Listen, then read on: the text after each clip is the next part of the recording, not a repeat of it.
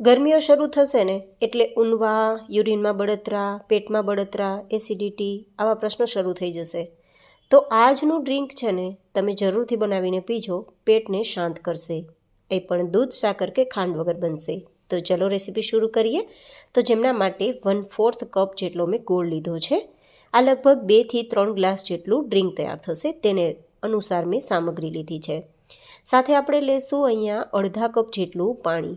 સાથે 1 ઇંચ જેટલો આદુનો ટુકડો ગ્રેટ કરી લેશું.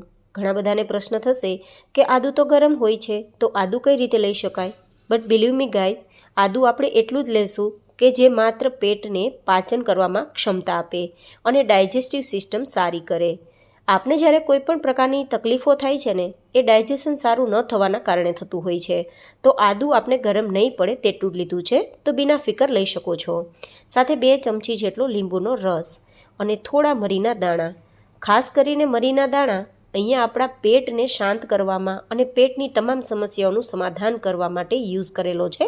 તો બિલકુલ ટેન્શન ના લેતા કે બળતરા ઓછી થવાની જગ્યાએ વધી જશે. બિલીવ મી ગાઈઝ, એકદમ શાંત થઈ જશે પેટની બળતરા.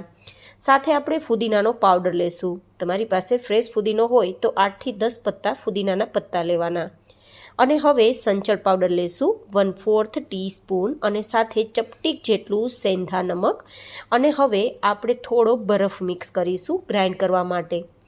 અહીંયા ગોળનો ઉપયોગ કર્યો છે, તો ઘણા બધા લોકોને એ પણ પ્રશ્ન હશે કે ગોળ તો શિયાળામાં ખવાય, ઉનાળામાં ગરમીઓ વધારે છે તો ઉનાળામાં ના ખાઈ શકાય. પણ એવું નથી.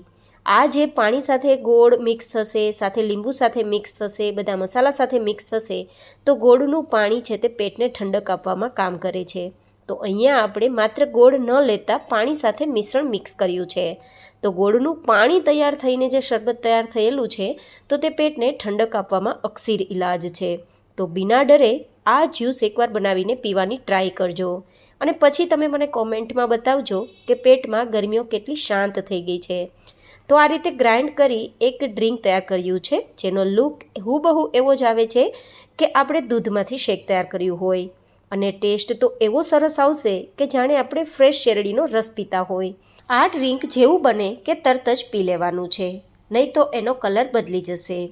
આઈ હોપ કે તમને મારી આજની આ રેસીપી પસંદ આવી હશે. જો પસંદ આવી હોય તો વિડીયોને લાઇક કરજો અને ચેનલને સબસ્ક્રાઈબ કરજો.